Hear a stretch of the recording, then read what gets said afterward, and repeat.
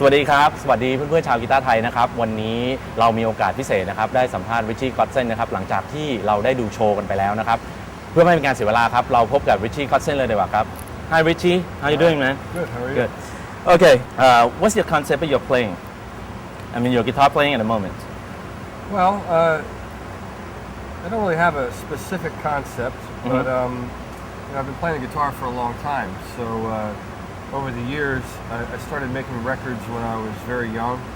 The first record came out when I recorded it. I was 18, and now I'm very different as a musician than I was then. But in general, for me, music has always been a way to express myself, and I think music can be beautiful and it can be kind of ugly, if you're in the wrong environment and you're not playing something that's true to your heart. So as far as a concept, I think it's important for me to be in an environment musically where I'm inspired. And the inspiration comes out of just living, even in writing songs.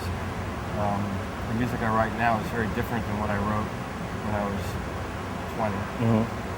And I think it's for me the beauty of it is being able to take the emotional content of what I'm feeling and put it into something that other people can hear and be responsive to. Not that I'm doing it for that reason, because I'm really not. I make music because it's what I know how to do. If I had an audience or didn't have an audience, I'd still play the guitar, I'd sing, and I'd write songs. So I'm kind of thankful to have a situation where I can exist off of doing what I love. Okay. You use the word beautiful. So actually we've been heard of like a beautiful, smooth, like a real fluent phrasing and it's very unique to your style of playing. Okay. How do you practice? You still practice or? I don't practice per se. There's times when I write stuff and I record it. And in the studio, it's a different environment when you're recording because you have the luxury of being able to try it more than one time and pick the best performance. Oftentimes what happens is I make a record and at the end of it, I don't remember what I did. So I have to go back and listen and relearn what I created in the studio. And so sometimes the practice element for me comes in when I have to go back and relearn my own stuff. What I did as a stream of conscience. But when it comes to live, I have to recreate that element. And that's kind of where the practice comes in, figuring out, okay, what did I play? Now how am I going to sing and play that at the same time? In the studio, you do everything separately, oftentimes. And so that's where the practicing comes in, is usually when I write something new or have a new idea, and I hear music in my head, so I have to find a way to play it on the instrument. So I might practice specifically, that particular thing that I'm trying to create. Yeah. And how do you get to start playing fusion jazz? Like you play lots of like cool outside string scripting, outside sweep picking, all those things. How did you get those kinds of ideas? Well, I think that's comes out of the notes that you hear. Like as a musician, you hear melody and rhythm.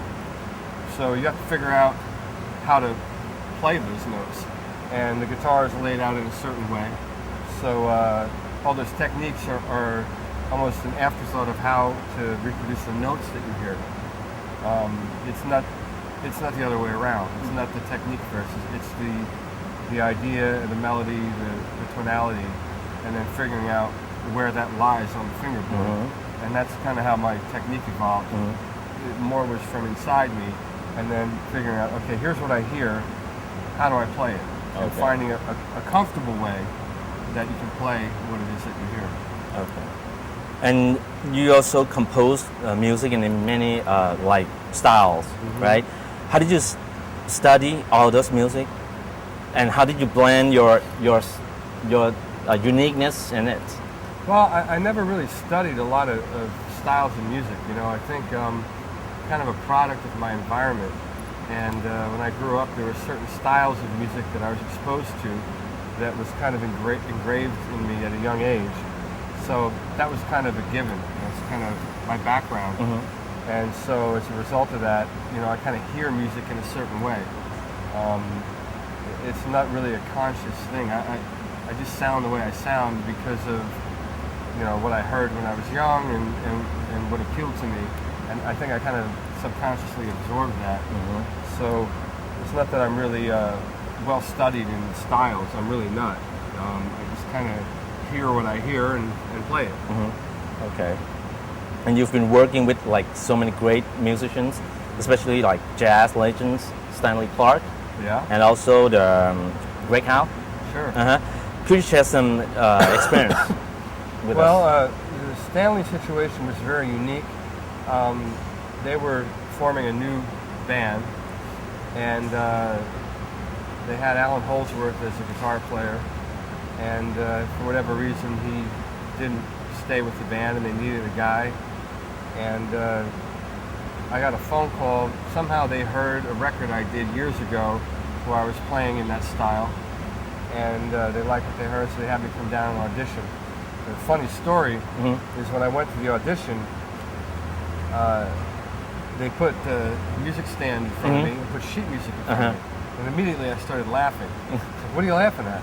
Well, I don't read, I mean, I did read when I was a kid. Yeah. When I was learning, I read music. At one time I wrote a column when I was a teenager for Guitar World magazine where I had to transcribe. Okay. So there was a time when I did, but this is many years later, and I hadn't looked at sheet music in 10 or 11 years.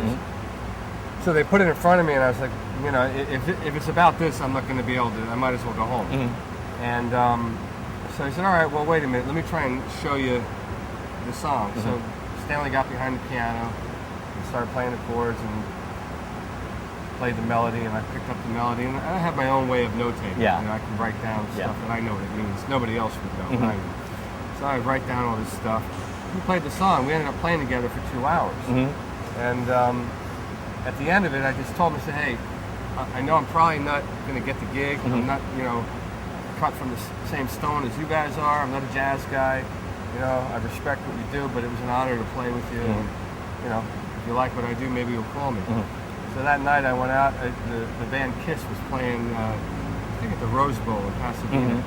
And I went over to the concert. I came home and I had an answering machine at the house at the time.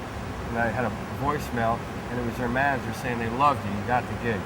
So we started working on the songs, and I wrote a couple songs with them, and they had a bunch of songs already written. And then we went up and did the record and did a month in Europe, played all the jazz festivals. And it was a cool education for me, getting into a different genre that I was unfamiliar with. But somehow there was something instinctively in my playing that they liked, so it worked out. Greg, different story. When I was a teenager in Pennsylvania, he had a band back there that used to play around. I had a band that used to play around, and kind of knew of each other. And he had gotten signed to Shrapnel Records, and that was always something that was a dream of mine when I was a kid.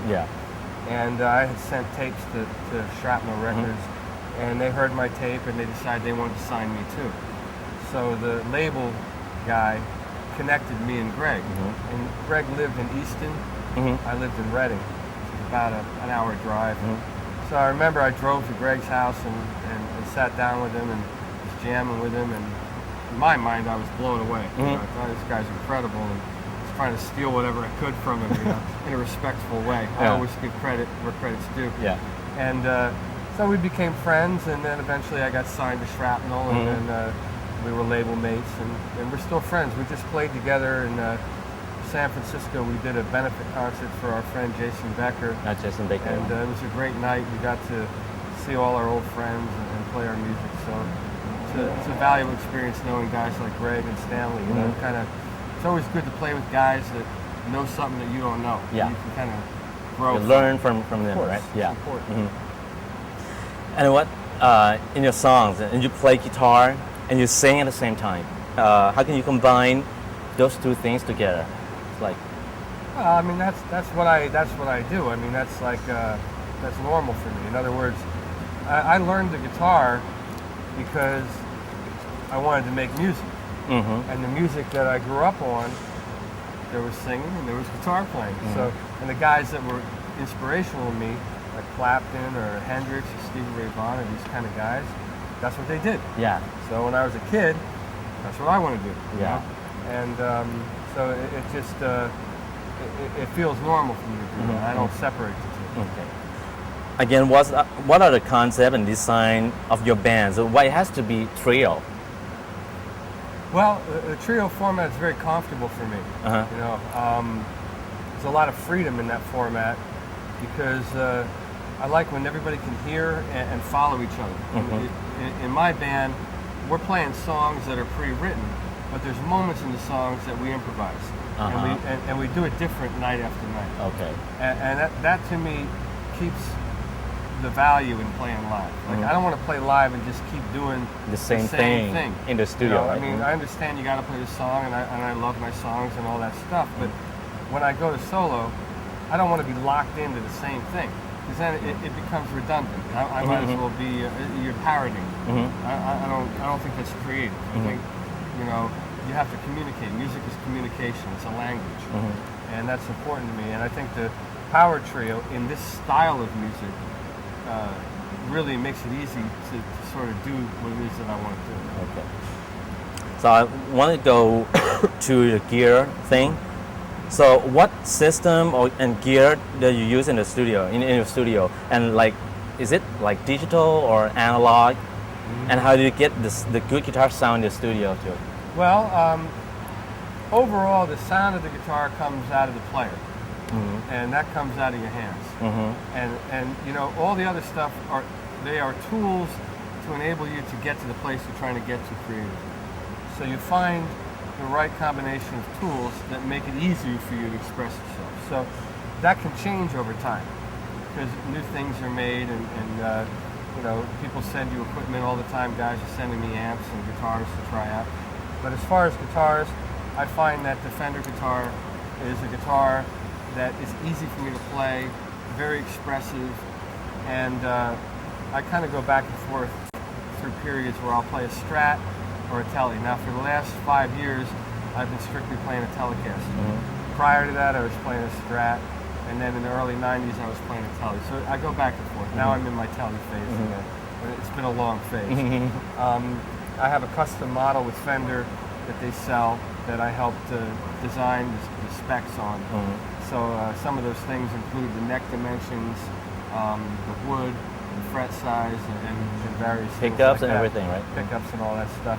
Just things that I like that make it easier for me to do what I want to do. Amps, I had a signature model amp with a company called Cornford that was in England, and we made a really cool amp together. It's RK100? RK100. And it's a great sounding amp, and I still have it at the studio. But lately I've been using the Marshall amps, but I'm using the hand-wired series. And so I just finished recording a new record. Majority of the record is this amp called a 1974X. It's a 112 combo. It's got 2 knobs on the channel, volume and a tone. And the amp is just incredible. It's 20 watts, and it just sounds amazing. I just put one mic in front of it, a 57, and a lot of the record is that. And then I have a 67 Plexi that I use for stuff, and a 73 50-watt head that I use. Tonight I'm using a 50-watt Plexi here, and it's a simple amp. You know, it does what you need it to do. Turn everything all the way up. I jump both channels. Everything's on 10. Depending on the room, sometimes I turn the presence down or the treble, depending on the room. But in general, everything's all the way up. And that's why, if you notice, my cabinet is facing backwards. It gets loud. And when I'm singing, I can't have that, you know, in my head, the frequency behind me. But it's a real pure sound. I don't like a lot of pedals, so I need to get a clean sound by rolling the volume down. And when you do that, it kind of has this kind of bell-like quality that I really like. So that's what I've been using lately. Okay. And when I look at your guitar, you always play like a maple neck. Oh, yeah. So do you have any reasons why you like it so much? I don't remember the reasons. I remember years ago when I bought my first Fender guitar, I was trying guitars, and the one that I liked had a maple neck, and I just stuck with it. So I haven't compared any. It's been so many years, since 1990. So it's been a long time. I don't think about why I'm playing. I just know I like it. And what's your current setup? Is it like the live setup and a studio setup? Is it the same? Well, I don't have a studio setup. My studio is designed in a way. There's a lot of stuff in there. So it just depends on what I'm trying to do. If whatever sound I need at that moment, I have the tools to put it together. So if I need a wah, I'll bring out a wah. If I need an overdrive, whatever. Okay. Live, I try to keep things simple because we're a three-piece, and I don't like lugging a lot of stuff around with me. So I have my head and I have an overdrive pedal, and that's it. But you don't use a delay or anything. I have in the past. The European tour we did last year, I had a little pedal board with a reverb and a delay, and it was cool. But I didn't feel like dragging it around this time, so I just brought the overdrive, and it doesn't matter to me as long as I got a good sound. I can play what I gotta play. Is it a Zoom G2R? Is that No, that's a pedal that I programmed. Zoom has a real cool pedal, the one you mentioned, and they had approached me to make some custom settings. Okay. And so I went in there and listened to it with headphones, and then I plugged it into like a real clean amp. I had like a Fender Vibra King, which is a pretty clean sounding amp, and I used that to get different settings. And I tried to come up with some settings that were musical. And it's a cool pedal in the studio, and even recording direct into like a Pro Tools or whatever you use. It's a real cool pedal. Live, I've used it live, but lately I've stripped down my rig, so I don't have it anymore. But when I did use it, I had it in the effects loop as a delay. It has a cool feature where you can set the delay tempo by pressing a button. Just tap the tap tempo? Yeah. Right. Yeah. I used that, and it was really effective. But now with the Plexi, I don't have an effects loop, so I took that away. Okay. What's the most important thing the guitarist should pay more attention when they're playing? I don't know. I mean, that's a broad question. I mean, it depends on who you are and what you're trying to do. I mean, it's. I think as long as the intent is pure in the sense that you're just being creative with your music, then you can do no wrong. And it's like anything. You build a foundation for what you want to play. If you want to play the blues, then you have a different skill set and a different foundation that you build on. If you want to play classical music, it's a whole other thing. And you listen to other stuff and you're studying in a different way. So I think, at the beginning, people have things they gravitate towards. I always liked soul music, and rock music, classic, what was considered classic rock. So my foundation is in that world. But, if you're a guy that's into flamenco, then, you learn the culture. And maybe you live somewhere where that music's more prevalent, and you absorb it, and then you become one with it. And I think that's how you really get the true ability to express yourself, is when you really know, when you know the instrument and you have the foundation that represents where you connect stylistically.